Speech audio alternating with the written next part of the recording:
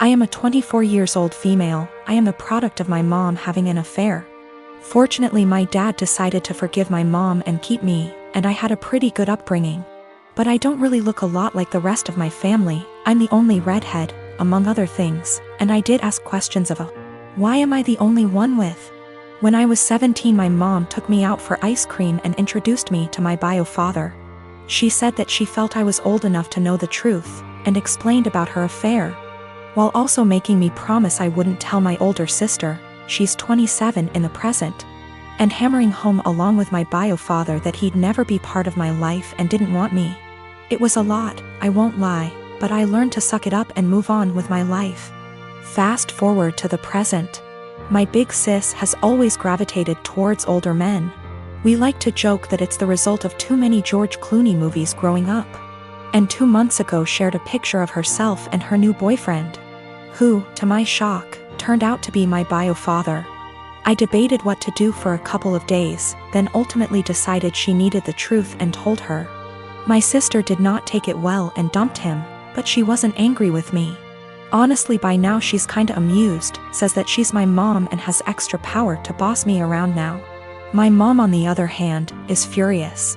She says I divulged something that wasn't my secret to share, and that I had no business telling anyone. That since bio father isn't related to my sister, it didn't matter if he dated my sister, and it wasn't like they were talking marriage anyway.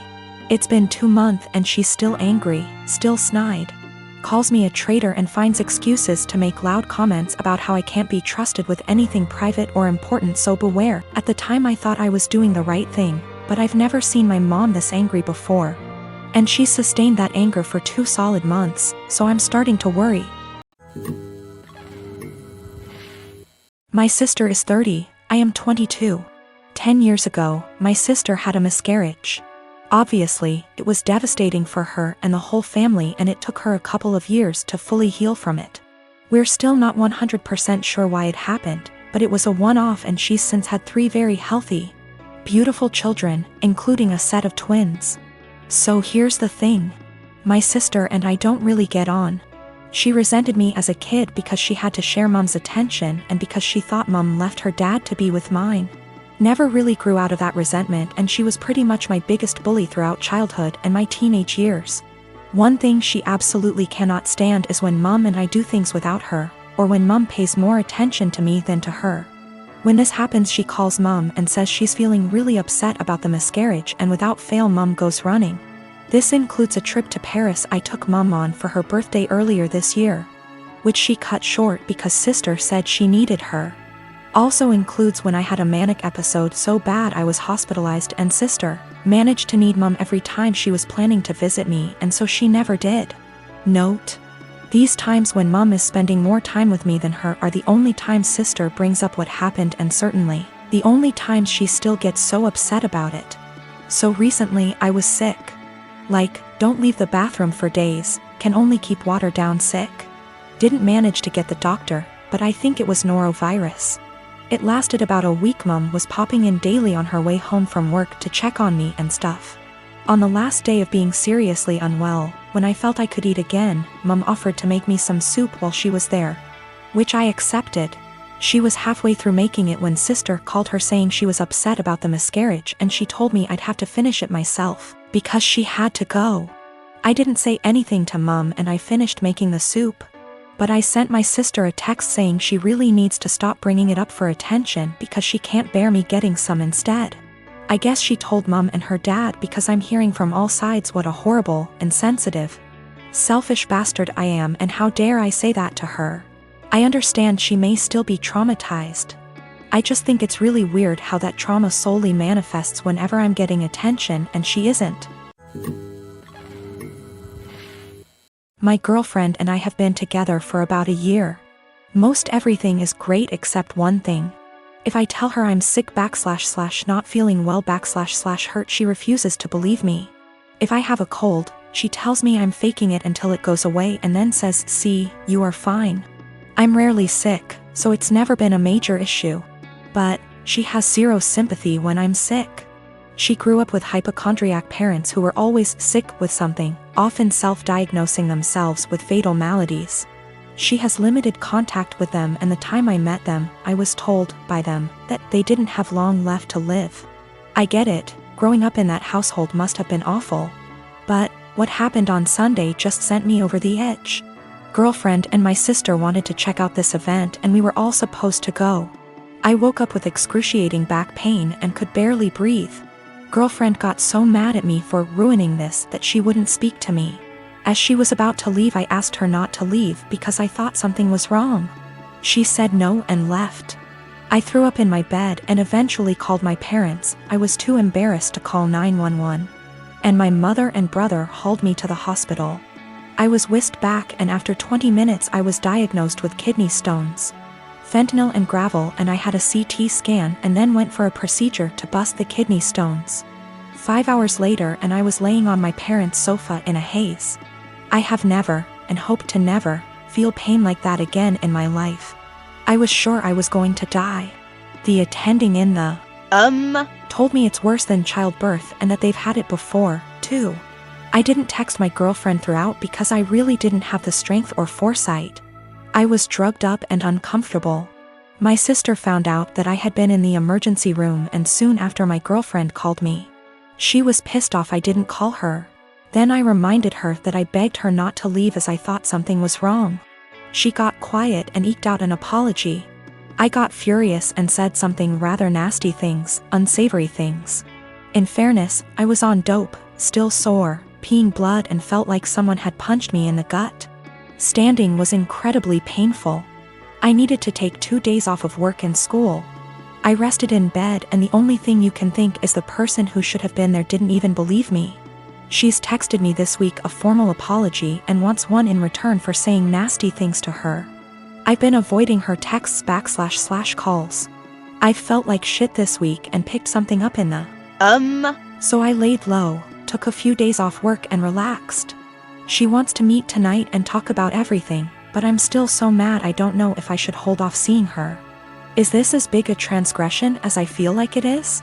Am I blowing this out of proportion because I felt so shitty? I just am so annoyed and angry. Girlfriend didn't believe me something was wrong, and I wound up in the with kidney stones and needed a procedure. She was mad that I didn't call her. I was too doped up, and then when I blew up at her she felt bad. I'm still mad at her. When I was 19 and a sophomore in college, I had a boyfriend I thought I really loved. Looking back, maybe it was just teenage puppy love infatuation. Not sure, but I guess it's not important. I know I'm very biased and what I want is what's best for my daughter, but I think my feelings are getting in the way of that. I had been with Tom for about 8 months at that point. He was on the baseball team and very popular. But one day I discovered I was pregnant and told Tom. He freaked out and got super pissed. He demanded I get an abortion, said he would not stay with me otherwise. He did offer to pay the full expenses of it though. So I went to the clinic and I couldn't do it. I'm very pro-choice and told myself the logical thing to do would be to have an abortion. But when it came down to it, I just couldn't do it. I admit part of it was that I was afraid, but I also felt an attachment for my baby. The thought of getting rid of him / her made me feel like throwing up. So I told Tom that I did love him and I wasn't trying to trap him, but I simply couldn't have an abortion. Maybe we could look into adoption, but abortion was out. Tom said he had never loved me, and while I was fun, I was now causing him too much trouble for him to bother with me anymore. And I was right, I wasn't going to trap him. He said I was free to choose to keep the baby, and he was free to choose to have nothing to do with me or it, and to not even think of trying to get child support from him. I won't go into details, but Tom made it clear he would make life as miserable as possible for me if I tried to contact him again, get child support, etc. Maybe it was wrong to do, but I figured all that trouble and drama just wasn't worth it and I would make my own way. I was, however, devastated and completely heartbroken. I admit it really me up. I never spoke with or saw Tom again. I did consider adoption, but in the end, long story short, I chose to keep my child. Faith is 4 now. It's been a long and hard road, but I graduated college and got a job. We live in a tiny apartment and finances are tight, but we make do. I love Faith like crazy and I do not regret the choice to keep her whatsoever. She makes me a better person and we have a good life. However, 3 days ago I received a letter in the mail. It was from Tom. Inside the envelope was a letter and a check for $3,000. This is what the letter said: Vika, I know this is coming out of nowhere and I'm sorry, but I didn't know a better way to do this. I am so sorry for how I acted 5 years ago. I was selfish and a complete fool. I know that doesn't begin to cover it. These past 5 years have really had an effect on me. I got a job at Restraint. I started hanging out with different people. Good people instead of college jocks. I know I ran from my responsibility and I treated you with callous cruelty. I know I can't undo what I did, but I want to make it right. Here is a check for $3,000 for Faith. I know that doesn't begin to cover what her expenditures have been, but I wanted to show I am serious about what I'm about to say. I want to be a part of our daughter's life. I will go as slow as you like. I would very much like to set up regular child support payments as well as pay off whatever back child support I owe you for the past 5 years, including hospital appointments during your pregnancy. I know I don't deserve it, but I want to meet my daughter and be a part of her life in whatever way I can. I want to help her and I want to help you and start making up for the terrible way I acted. Here is my contact information. I am willing to do what you ask of me. Thank you for your time. Tom. I was blown away. I'm also beyond pissed off. I'm thinking of the pregnancy I had to deal with after getting dumped like that. Exams and papers I had to write. Giving birth to her on my own. The late night feedings, all the diaper changes, the constant crying. Trying to afford clothes to keep Faith warm during the winter as she grew while also making sure she didn't go hungry, the tantrums. The first steps, first words, the potty training.